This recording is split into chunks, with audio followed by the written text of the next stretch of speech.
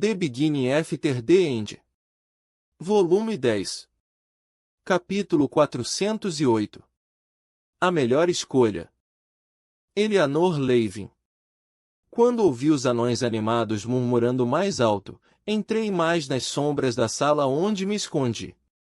Os guardas adiante no corredor não haviam saído das suas posições em frente ao laboratório de Gideon, porém abriram a porta para tentar escutar o barulho abaixo, que funcionava a meu favor. Com a minha vontade bestial ativa, pude ouvir Daimor Silverchair tendo a sua concessão. A sensibilidade aumentada não só captou o som de longe, mas também traduziu a vibração sutil dos movimentos deles e o uso de mana através do chão. Daimor e outros 3 anões irromperam no corredor um momento depois, conversando como um bando de adolescentes no distrito comercial. Mal posso esperar para ver o rosto do velho Arthurnon quando ele souber do meu novo poder.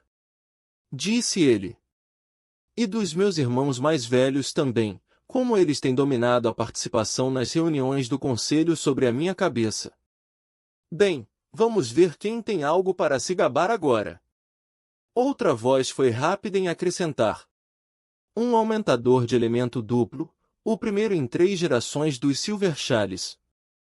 Seu pai ficará em êxtase, senhor. A conversa significava pouco para mim.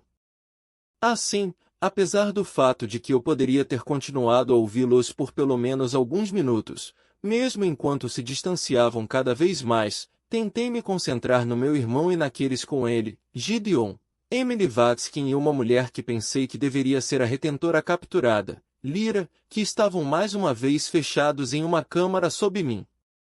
Precisava me concentrar por meio de 2 portas e 3 metros de pedra sólida além. Entretanto, se prendesse a respiração, poderia distinguir as vibrações fracas do diálogo deles. Como está se sentindo? Perguntou o meu irmão a Emily. Tudo bem, só preciso de um momento de descanso. Dê a ela 1 ou 2 horas, pelo menos, antes de tentar o ritual de novo. Disse a retentora. A resposta de Gideon foi mais alta do que as outras. Mas eu preciso de uma terceira cobaia, ou o que vimos até agora é inútil. Alguém com quem Arthur passou muito tempo, a maior parte do tempo, horas e horas. Sem meio termo ou próximo, tem que ser. Gideon, pare de ativar o seu feitiço. Respondeu Arthur, o tom exasperado e resignado. O velho artífice limpou a garganta e murmurou algo que não entendi, graças a alguma coisa pesada caindo no chão uns andares acima e uma voz profunda de um anão xingando. Mudei de posição, mantendo um olho na porta aberta para esta sala e me inclinando para mais perto do chão, tentando ouvir melhor. Tenho que pensar, e a Emily tem que descansar, Gideon. Tudo bem, mas não leve o dia todo. Faça a sua escolha e traga a pessoa aqui esta tarde. Eles se despediram, e ouvi as garras de Regis raspando na pedra quando começaram a vir na minha direção. Dei uma rápida olhada ao redor da sala na qual me escondi, que ficava no final do corredor do laboratório. Parecia uma sala de aula abandonada, cheia de mesas do tamanho de anões, algumas manchadas de fuligem, e prateleiras vazias. E haviam removido a porta. Eu devia estar bem perto da parte de cima da câmara de experimentos do Gideon.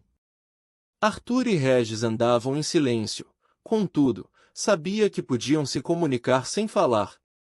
Me perguntei sobre o que conversavam. Ou talvez em quem estavam pensando. Necessitavam de alguém com quem o meu irmão passará muito tempo, uma pessoa muito próxima, para a próxima etapa da experiência. De imediato quis que com certeza fosse eu. Não porque queria uma runa lacriana, ou um feitiço pré-definido. Como Gideon e Arthur se referiam a elas, embora um súbito impulso ao meu poder e clareamento do meu núcleo soasse bem. O que desejava mesmo era estar envolvida e ser útil. Levando em conta nossa longa jornada pelo deserto juntos, nosso treino e meditação, refeições e até sono juntos, nem a mamãe havia passado mais tempo com ele. Claro, sabia que ele não iria querer me colocar em risco. Então, só preciso convencê-lo de que sou a única escolha, pensei, me preparando para a tarefa. Vi Arthur e o grande lobo passarem por onde me escondi com cuidado atrás de uma mesa maior. Em vez de sair na hora, me concentrei nos passos deles, esperando até que estivessem muito à frente para me notarem. O corredor estava limpo, exceto pelos 2 guardas, e se ficasse contra a parede mais distante, poderia usar as colunas de suporte encostadas nas paredes planas para ficar fora da sua linha de visão, que nem como fiz ao me esgueirar até aqui. Os guardas estavam animados e focados em si mesmos, afinal, conversando a respeito de Daimori e o que as experiências significariam para Vildorial. Com a vontade ainda ativa, eu ficava sensível até ao menor barulho, em especial o meu, o que me ajudou a rastejar em silêncio absoluto. Não achei que teria problemas só por estar nesses túneis, mas não queria que Arthur soubesse que eu o espionava após ele fugir com tanta pressa. Ficaria chateado comigo, diria que eu sempre desconsiderava minha segurança e assumia riscos desnecessários, alheio à hipocrisia da própria fala. Me forcei a parar de pensar naquilo para pensar em como iria convencê-lo a me deixar participar. Ele estava caminhando devagar, sem dúvida pensando profundamente, e assumi que ele estava indo para casa. Tomando um caminho um pouco mais longo de volta, corri em silêncio, usando os meus sentidos aguçados para evitar cruzar caminhos com qualquer um dos guardas, magos ou outros residentes que frequentavam os túneis.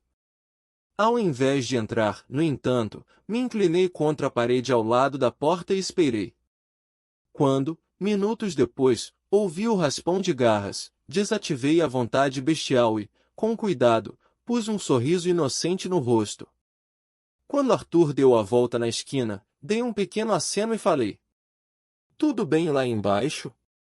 Ele parou, a sua surpresa estampada na cara com clareza. "Sim, não era uma emergência." "O que você está fazendo aqui?" "Esperando por você." Respondi, cravando os dedos da minha sandália no chão. "Você ficou fora por um tempo." Gideon falou a título de explicação, tirando de mim um sorriso maior. Ele se inclinou contra a parede em frente a mim no corredor e me observou em silêncio. Senti a culpa arrepiar nas costas dos meus braços, pensando na melhor maneira de convencê-lo a me escolher sem entregar a minha escapada atrás dele. "O que tem de errado?" questionou depois de um momento. "O quê?" "Nada." Coloquei uma mecha atrás da orelha. Os seus olhos se estreitaram, e então a expressão dele se suavizou. "Quanto você ouviu?" Abri a boca, e ele ergueu uma sobrancelha. Em vez de tentar mentir, soltei um suspiro forte. "Como você sabia?" "A sua culpa pode muito bem estar escrita na sua testa com tinta." Riu. Grunhi, puxando o cabelo na frente do meu rosto para esconder os olhos. "Desculpe, eu só." "Entendi." "Está tudo bem." Acenou em um gesto apaziguador. Apesar do seu perdão, o silêncio que caiu entre nós foi amargo e estranho. "Quero ajudar com a tentativa de concessão." Ele assentiu, sério. Não houve sorrisos surpresos ou risos incrédulos, o que me fez sentir melhor. Ele aparentava estar, de fato, considerando a possibilidade. "Já decidi que será a Jasmine. Ela é mais velha e mais testada em batalha, e passou quase tanto tempo comigo quanto você." Eu havia antecipado a resposta, porém permaneci em silêncio. Regis, que andava de um lado para o outro no corredor, parou. "Além disso, fiquei no núcleo dela por uns dias. Pode fazer diferença também." Quando eu estava no acampamento com os alacrianos, alguns deles eram muito jovens. Rebati, trazendo à tona o contra-argumento preparado por mim. "Eles têm as primeiras concessões muito cedo, certo? Sou muito mais jovem do que Jasmine, mais perto da idade em que uma concessão deveria acontecer." "Bom ponto, Eli." falou, transitando o olhar entre mim e Arthur. Não se trata apenas de você ser a minha irmã. Se afastou da parede, dando um passo adiante. A verdade é que você tem muitas variáveis que ela não tem. Você é uma maga de mana pura sem afinidade elementar, uma domadora de feras e tem ancestralidade Jin. Variáveis significam perigo neste caso, eu. Ainda assim, eu segui em frente, sem saber como responder. Não tinha um argumento fora a certeza de que, apesar dos riscos, eu era a melhor escolha. Por que você insiste tanto nisso? Me inspecionou com cuidado com aqueles olhos dourados brilhantes. Esta não é a única chance que você terá. Depois que o processo for testado e assegurado, você terá a sua vez, prometo. Você não vai conseguir entender. Respondi, olhando para baixo. A tensão me invadiu, e o instinto de enterrar o que eu estava sentindo dificultou a fala. Você não precisa se acovardar com a sua mãe toda vez que retentores ou foices batem à porta, dizendo a si mesmo que está a protegendo quando ambos sabem muito bem que você não está e que é inútil contra o inimigo. Me afastei dele, olhando para o corredor vazio. É só frustrante demais se sentir tão indefesa. Descansei a cabeça à parede e soltei um longo suspiro. Conseguia sentir o seu olhar queimando na lateral do meu rosto, entretanto, não queria olhar para ele, não queria ver pena, desaprovação ou decepção. Houve um rangido de dobradiças de repente. Você deve escolher Eli, disse a minha mãe. Com um queixo frouxo, surpresa com a intervenção, me virei para olhar para ela. Mesmo que eu convencesse Arthur, esperava ter a briga de novo com ela. Ele aparentou ter sido pego com tanta surpresa quanto eu, e esfregou a nuca desajeitadamente. Não respondeu. Você ouviu tudo? Perguntei. Vocês não estão sendo tão quietos aqui. Ela me deu um sorriso irônico, nos observando por um momento, triste, porém determinada, antes de continuar. Estamos, todos nós, em constante perigo. Talvez correr riscos seja o único caminho a seguir. Talvez tenhamos sido muito cautelosos, muito dispostos a deixar você nos proteger. Mas não tem como saber quando um de nossos muitos inimigos aparecerá e fará chover o fogo do inferno sobre nós. Você pode não estar aqui na hora, se o inimigo for sábio, se certificará disso.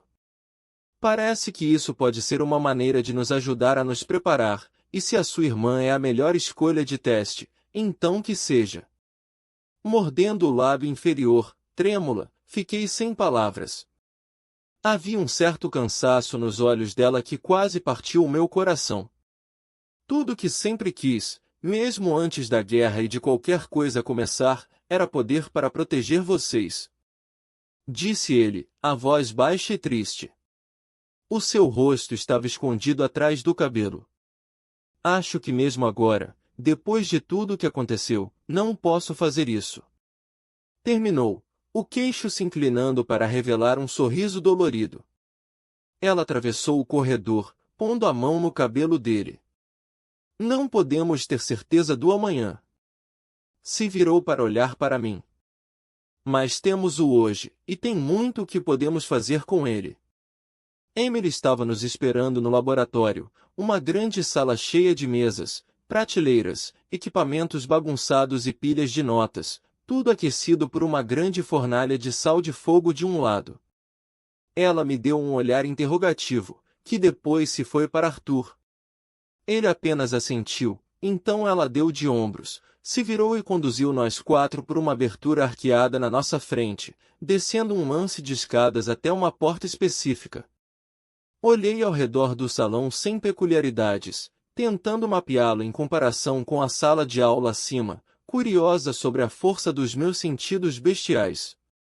A porta se abriu ao toque de Emily, e ela nos levou a uma câmara plana e mal iluminada.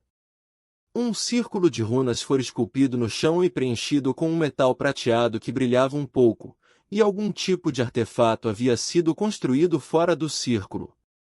Uma única mesa estava empurrada contra uma parede, e uma variedade aleatória de itens estava sobre ela. O mestre artífice, Gideon, brincava com o equipamento, enquanto a retentora, Lyra Drade, estava sentada de costas para as paredes curvas e examinava um tomo antigo. Já era hora. Murmurou ele, dando a mim um olhar superficial. A irmã, hein?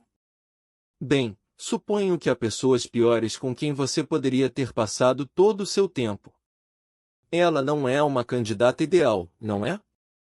Núcleo laranja escuro, uma domadora de feras, sem ideia de como isso interage com a concessão, se é que interage, e quase uma criança. Uma cobaia mais madura seria. Eu sou uma Leivin. Meu irmão e eu tivemos que amadurecer rápido. Claro, havia o pequeno detalhe do meu irmão já estar na fase adulta, mentalmente, quando nasceu, entretanto, não sabia quantas pessoas estavam cientes desse fato. Estou pronta para isso. Está, é. Perguntou, deixando seu trabalho e se inclinando para mim. Pronta para ter potencialmente um feitiço poderoso escrito na sua carne por magias desconhecidas e hostis e que com certeza será diferente de qualquer magia que a sua pequena mente tenha concebido antes e pode muito bem matá-la se você não seguir à risca o que é dito. Fiquei prestes a responder. Tudo tinha sido bem argumentando lá em cima, mas agora, aqui no escuro, vendo Emily vestida com as suas estranhas vestes cerimoniais, os dedos traçando as linhas de um cajado preto, fiquei nervosa. Ela está. Respondeu Arthur, colocando a mão no meu ombro. Um súbito orgulho fervente aliviou os meus nervos e desenrolou o nó que se formava na parte de trás da minha garganta. Emily se aproximou, me dando um sorriso reconfortante, e deslizou o braço pelo meu. Você vai ficar bem, tenho certeza. Arthur já te contou o que vai acontecer. Assenti antes dela me levar ao centro do círculo e pedir para que eu me sentasse de pernas cruzadas. Ela sorriu mais uma vez antes de se mover para a mesa, onde deslizou algum tipo de pulseira sobre o pulso, e depois pegou o cajado. Senhora Leivin, recue um pouco, por favor. Ela pediu educadamente. Mamãe parecia hesitante, e tive certeza de que ela estava começando a se arrepender. O meu irmão, por outro lado, se ajoelhou do lado de fora das runas, me encarando. Exposição máxima de éter. Gideon tinha tirado um caderno e uma caneta das vestes, escrevendo com fúria. A retentora estava em silêncio na parede em frente à minha mãe. A sombra de Emily me cruzou enquanto ela se movia para ficar atrás de mim. Podia senti-la pairando lá, e o meu instinto de me mover ou virar ardia, causando arrepios. Ele, espera-se que possa ser doloroso. Contou Emily, o tom azedo. Uma marca é recebida com facilidade por um mago veterano, mas até uma crista atingiu o mestre Gideon como um golpe, tirando o fôlego dele. Se você receber uma forma de feitiço mais forte, então o efeito no meu corpo também será mais forte. Sim. Pronta. Cerrei os dentes e me sentei direito. Não tinha medo da dor. Sim. Atrás de mim, ouvi ela começar a se mover, o tecido das vestes pesadas e cajado se arrastando na rocha. Uma longa expiração. A luz do quarto mudou. Surgiu um brilho sutil, provavelmente do cristal no topo do cajado. Daí, todos os meus músculos se contraíram. Me mexi, as costas travadas em um arco desconfortável, a boca aberta, um gemido a meio caminho dos meus lábios, os dedos arranhando as minhas coxas, os olhos arregalados, tão largos que queimaram e se encheram de lágrimas. Tudo de uma vez. Era como uma marcação, feito ferro quente, incendiando todos os nervos de todo o meu corpo. A paralisia sumiu, o gemido se transformou em um grito fraco, me amassei no chão frio, retraí um suspiro fraco, lutando contra os próprios pulmões, que se recusavam a trabalhar. Mamãe disse algo, um pânico que entrou e saiu de foco, seguido pelo barítono comandante de Arthur. As minhas pálpebras se fecharam e, no escuro, tudo era pior. Não, não pior, era além disso. Tentei abri-las, porém não pude. Queria pedir ajuda, e a língua não deixou. A pressão centrada nas minhas costas cresceu mais e mais. Uma mão poderosa me segurou pelo ombro, me arrastando de volta para uma posição sentada. Fiquei apenas um pouco ciente disso, pois parecia os últimos restos de um sonho assim que acordei. Mana caiu sobre mim, onda após onda, como nada que já senti antes. Os meus olhos se abriram. Duas esferas douradas que nem pequenos sóis pairavam logo acima, se movendo com rapidez em pequenas explosões. O meu núcleo tremeu. Pensei que estivesse doente. Então algo aconteceu que não tenho palavras para descrever. Sabia que estava morrendo, porque mesmo quando a lâmina do Azura me atravessou, ainda me sentia eu mesma, presente para a dor em meu corpo. Agora, com uma rapidez impressionante, a dor tinha sumido, e não sentia nada fora sua ausência. Ela está entrando em choque. Uma voz melosa disse com firmeza, trocando os olhos dourados por fios de cabelo vermelhos flamejantes. Eleanor, se concentre na minha voz. Pense e entenda o significado das minhas palavras. O seu núcleo está sendo rapidamente esclarecido e o seu corpo está lutando para se ajustar. Acabará em breve, mas você deve permanecer aqui. A sua mente e os seus pensamentos guiam o processo. Fique aqui, com a minha voz. Senti o meu rosto se contorcendo em confusão com o meu cérebro lutando não com o significado das palavras, mas para dar sentido à estranheza da situação, uma retentora lacriana, responsável pela morte de dezenas de milhares dos nossos, me guiando com sinceridade através de um processo que roubamos do povo dela. Acho que foi isso que me tirou da espiral fria que eu seguia. Voltei a respirar com mais facilidade, ciente da pedra fria pressionando as minhas pernas e traseiro, do suor agarrado ao meu rosto, da profunda dor em meus músculos devido ao súbito aperto e liberação, das mãos segurando cada lado do meu rosto com firmeza, me forçando a olhar nos olhos da retentora. Um leve sorriso surgiu no rosto dela, e ela me soltou. Me inclinei para a frente, pressionando as mãos no chão e respirando devagar. Outra mão esfregou com delicadeza entre as minhas escápulas. Eleanor, precisamos olhar. Disse ela. Só pude assentir em resposta. Senti a borda da minha camisa ser puxada para cima quando Lyra se mexeu ao meu redor. Então mamãe estava lá, com as mãos apoiadas em mim. Os seus olhos seguiram a retentora no início, contudo, depois se voltaram aos meus. Eles estavam cheios de lágrimas prestes a cair, apesar do sorriso trêmulo no rosto. Então, é verdade. Falou Lyra, a voz baixa e cheia de admiração. Uma regalia. Isso. Não deveria ser possível. Com a mão livre, esfreguei a parte inferior das costas, onde a forma de feitiço ainda formigava. Vejam só! Isso empurrou ela para o estágio amarelo claro. Contou Gideon. Animada, prestei atenção dentro de mim. Era verdade. Embora estivesse dolorida e fadigada, sabia o que vinha a seguir, e mal podia esperar para começar. Eu quero testar. Podemos Espe. Disse mamãe, mas Gideon já estava se movendo. Ele tirou todos os outros de perto e ativou o artefato, formando uma bolha transparente de mana no círculo. Gideon. Falou Arthur como um alerta. Também ignorado. De pé diante mim, do outro lado, com um caderno na mão e os olhos brilhando de curiosidade, o artífice disse. Bem, vá em frente. A retentora começou a me treinar durante o processo, explicando como procurar a runa. Com cautela, segui as instruções.